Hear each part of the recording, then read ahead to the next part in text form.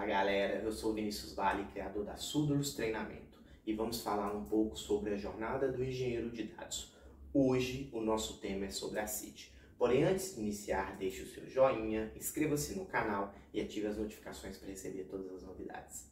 Entender as engrenagens da máquina nos ajuda a raciocinar melhor frente aos desafios do dia a dia do engenheiro de dados. Já vimos nos vídeos anteriores um pouco da história dos bits e dos tipos de dados.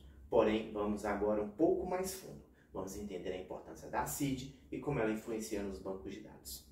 No vídeo de hoje, vamos falar um conceito essencial em bancos de dados relacionais. Talvez você já tenha ouvido falar sobre eles. São os 4 princípios fundamentais: atomicidade, consistência, isolamento e durabilidade. Eles garantem que as transações em um banco de dados sejam realizadas de forma confiável. Vamos entender como cada um funciona na prática.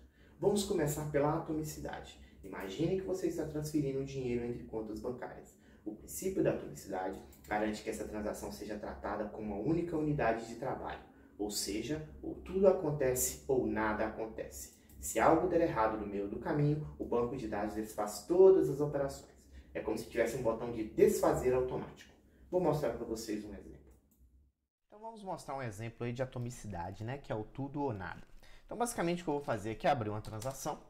Dentro dessa transação eu vou fazer uma alteração, né, dentro nesse registro aqui, né, eu vou trocar o nome dele para teste atomicidade, tá? Fiz essa troca. A partir do momento que eu visitar a tabela, ele foi trocado.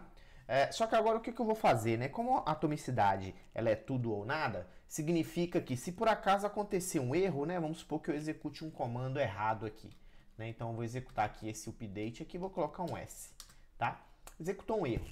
A partir desse momento, o sistema não vai mais permitir com que as alterações aconteçam. Por quê? Porque como houve um erro, ele precisa desfazer tudo, tá? Por mais que o meu registro ainda esteja executando, a minha transação esteja executando, o sistema vai avisar que a transação corrente ela foi abortada e vai ser necessário ignorar os comandos, ou seja, eu não consigo executar um commit. Se eu tentar executar um commit, ele automaticamente vai fazer um rollback. Ou seja, ele automaticamente vai desfazer tudo o que foi feito.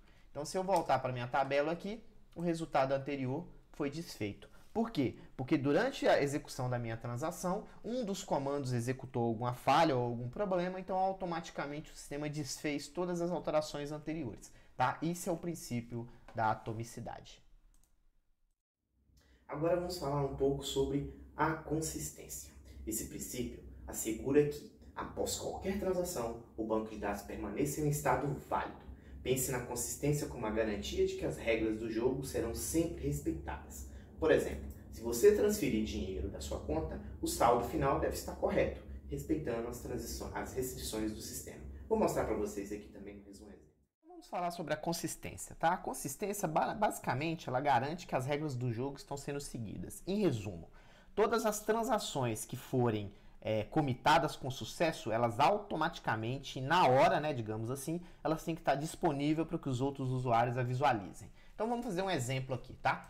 Então eu vou abrir aqui um begin, vou fazer uma alteração, né? Vou torar aqui o nome do registro aqui do 3, né? Do LunaCat. Vou alterar, fiz a alteração, vou visualizar a alteração que eu fiz aqui dentro da transação, então ela está alterada.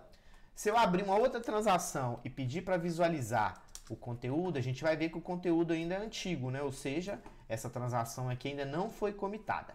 Então o que eu vou fazer aqui? Eu vou dar um comando chamado watch 5 segundos e vou fazer agora um commit, perfeito? Então automaticamente quando eu fizer o commit aqui, na próxima execução ele já vai trazer o valor novo.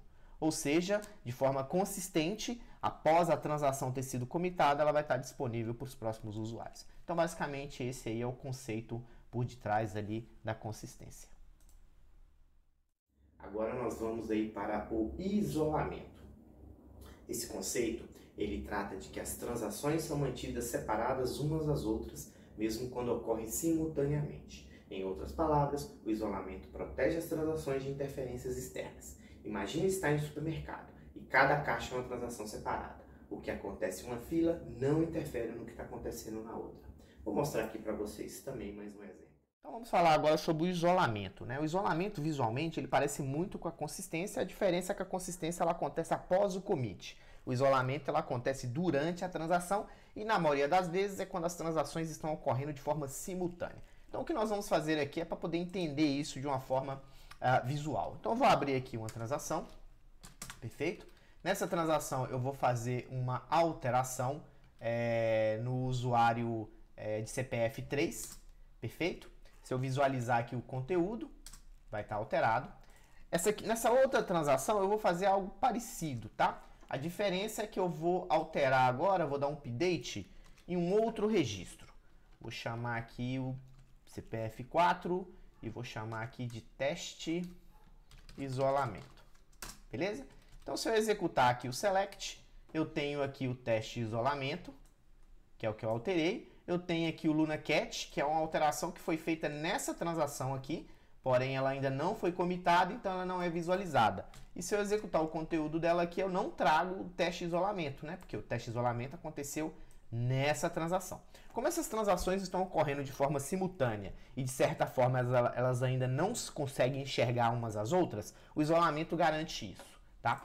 Então se eu fizer um commit aqui, se eu vier aqui agora e fizer um commit aqui, e agora se eu visualizar o conteúdo, agora sim o conteúdo vai estar atualizado dos dois lados, ou seja, as transações elas ocorreram de forma simultânea, e de forma simultânea, quando elas foram comitadas, a partir desse momento, qualquer um que acessar aquela tabela vai visualizar os dados alterados, ou seja, elas aconteceram de forma isolada, tá? Esse é o princípio do isolamento. Por último, vamos falar sobre a durabilidade. Esse princípio garante que uma vez que a transação é confirmada, suas mudanças são permanentes, mesmo que o sistema falhe. É como escrever algo em pedra. Depois que está gravado, não pode ser apagado. No mundo do banco de dados, isso significa que seus dados estão seguros, não importa o que aconteça. Vou mostrar para vocês um exemplo. Vamos falar sobre a durabilidade. A durabilidade ela é mais voltada para a infraestrutura, para garantir que o que foi comitado não se perca em caso de falha no sistema, tá? Então, basicamente, seria algo assim, né? Então, eu fiz aqui um begin, fiz aqui a modificação, uma modificação qualquer na tabela. Vou pegar aqui um outro CPF, vou chamar aqui teste durabilidade.